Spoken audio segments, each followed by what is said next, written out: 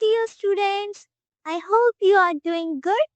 In this session, we are going to explore about the remainder and the factor theorem.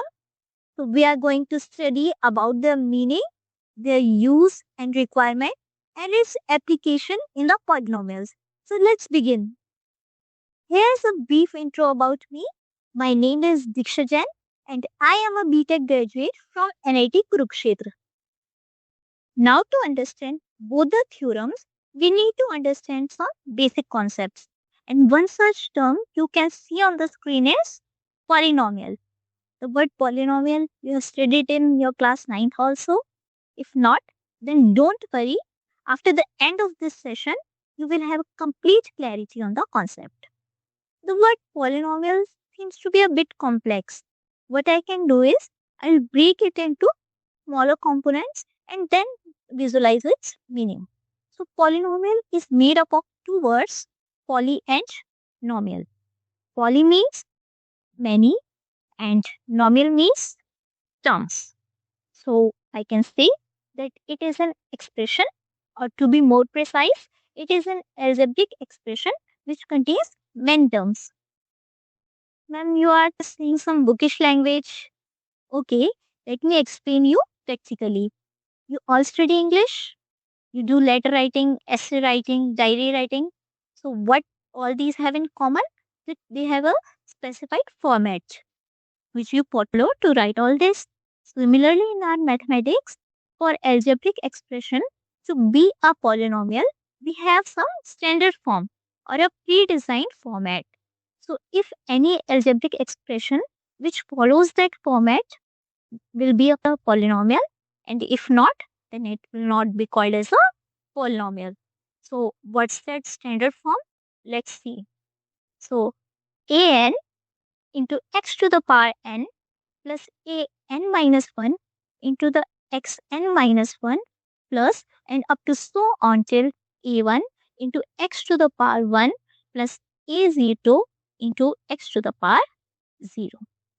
So, what are a, x, and n in this format? So, a is your constant. En is your constant, which we also called as numbers. X is your any variable. Variable are the unknown quantities in any expression. And n is your positive power. So can you recall that what is the highest power of any expression called? Yeah, right. So it is known as degree. So degree is called as the highest power of any algebraic expression. For this expression, can you say that what is the degree?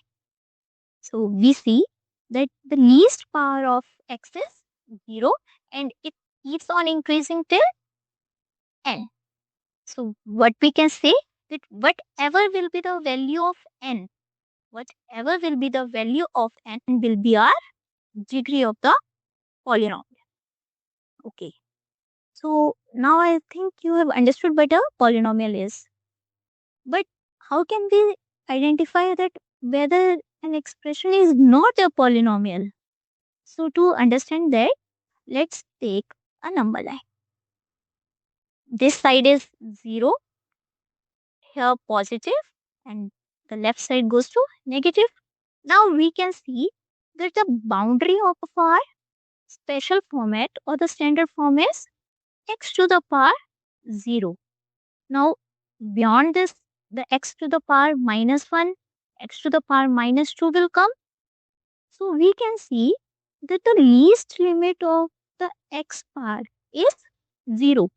So, any expression which contains the negative power of x, any expression which contains the negative power of x will not be termed as a polynomial. So, we can say in short that x should only contain positive power or the power of x should be 0. Okay, well, so let me take an example. Let me take an example. We have 4x square plus 2x. Is this a polynomial? Let's check. Is this falling in the standard form or not? So we can say that an on comparing we get as 4 and the power is 2. And on going further, we see that the next term is an minus 1, which is 2, and the power get reduced to 1. So this is x to the power 1. So yes, it follows our rule and hence it's a polynomial. So I hope you have understood now the basic terms.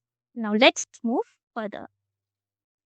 So now, James, if I say that I give you 13 chocolates to 5 of your friends, and you have to tell me that how many chocolates you will get as a whole, you will say, ma'am, it's very easy. Even a second standard student will tell you. What you will do? That we will get 2 chocolates each. How? We will divide 13 chocolates by 5%. So we'll get 2 chocolate as a whole and 3 chocolates will be remaining. So in this are the numbers. These are pure numbers. So you could divide easily. But what if I say you, okay, can you divide a polynomials as such you divide a number? Is that easy? So so now let's take an example to demonstrate this. If I say that previously we were dealing with the numbers, that the numbers were pure 13, 5 and so on. But now if I say that you have this much pencils, first of tell me that is this a polynomial? Let's check. So is this in the format I told you earlier? So yes, it is having positive powers, variables and some constants. So okay, this is a polynomial. So you have x square plus 3x plus 2 pencils and you have to divide it equally among x minus 1 friends. Okay. So now if I now ask you, okay, will you get a clean pack or will there be some leftovers? So what you will do? Will you divide it by x minus 1? Will you divide this by x minus 1 as we did in the previous work? So okay, let's check. So x minus 1 divide by x square plus 3x plus 2. This is. So now we are following what? We are following the long division method. So what we will do? We will multiply this with x to get the x square. So this will be like x square minus x. So now we'll just reverse the sign. Here minus and here positive. So what we will get? X square cancelled out. 4x plus 2. Now what we will do? We have to make it here 4x. So multiply it with 4. So x plus 4. Here you will get 4x minus 4. Same. Reverse the sign. So this will cancel out and we'll get 6. So you can see okay, x plus 4 pencils that will be divided equally and the remaining that is left over is the 6 pencils that will be the remainder. So now this is seems a bit tricky or bit lengthy. So is there any shortcut or short method for this to make it easier? Okay, let's check. Now to solve our problem comes our hero remainder theorem in the play. So let's see that how it helps us. So what it says that if px is any polynomial which is divided by x minus a, then the remainder we will be getting is p of a. Ma'am, what you are saying you are not getting. It's just the definition of textbook. Don't worry, Chance. I'm here to explain you everything. So let's take our example back. So what it said that how many pencils we are having? x square plus 3x plus 2 pencils we are having, and it was to be divided among x minus 1 people. So if we compare with the above definition, we will see that x is the same and 1 is in the place of a. So, so what we are going to do, we are going to replace x by a. So let's see how it works. So I put x minus a is equals to 0. So just I put x minus a is equals to 0. So I will getting x is equals to a, and we know that a is equals to 1 by comparing with the above equation. So if I put p of a, that is p of 1, I will be getting 1 square plus 3 of 1, 3 of 1 plus 2, and that is equals to 6. Did you get a catch here? That it is the same remainder that we got in our long division method. So, is this a shortcut? Yeah, it is. So, what did it say? Tell you again. If we replace x by a and just put a in place of x in my polynomial, the answer I will be getting by substitution will be the same remainder I am getting by long division method. So, isn't this method really super easy? Yeah, it is. So, now since we have understood the application of remainder theorem, let's see that why all this happens, because it's equally important to know the logic as well. So, let's get it to it. So, in your class 9, you must have studied about the Euclid division algorithm or the Euclid division theorem. So, what it says, dividend is equals to divisor into quotient plus remainder. So, what is it? Euclid division algorithm, dividend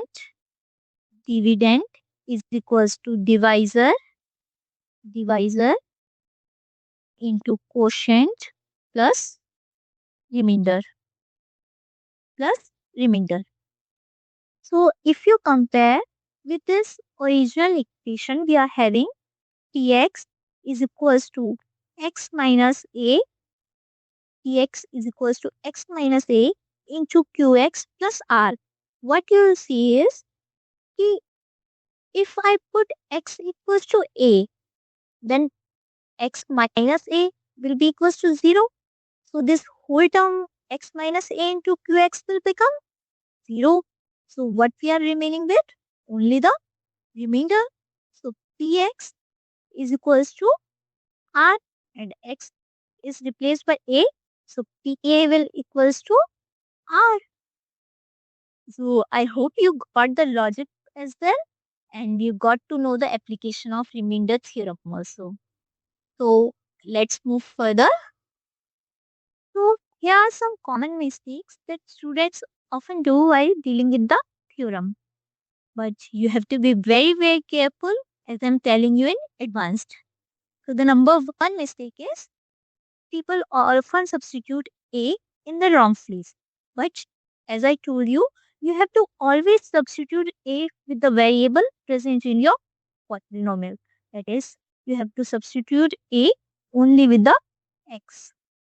The next mistake is the students forget the sign or they often be confused with the sign of A. Now, what if I tell you that I have told you that we have to replace x by A? I give an example.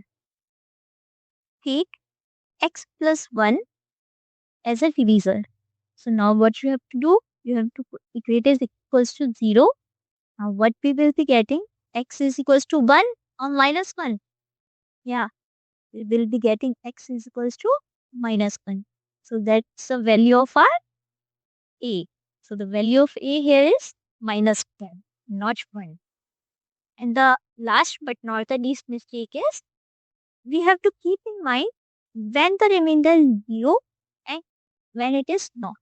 So if on putting P of A, we get the answer at 0, this implies that the remainder is 0, otherwise the remainder is not 0. So let's move ahead. Now let's move to our next theorem, that is vector theorem. The same question, why we needed it, what are its applications? So don't worry, we are going to see here. Now in the previous theorem, I replaced x by a and put that a in my polynomial px and I got some value and that value was my remainder. Now what if the value I got is 0? Means the remainder I am getting is 0. What does this imply? In normal division, when the remainder is 0, you say that the divisor completely divides the dividend. So the polynomials also I can say that my x minus a, that's my divisor, completely divide my polynomial.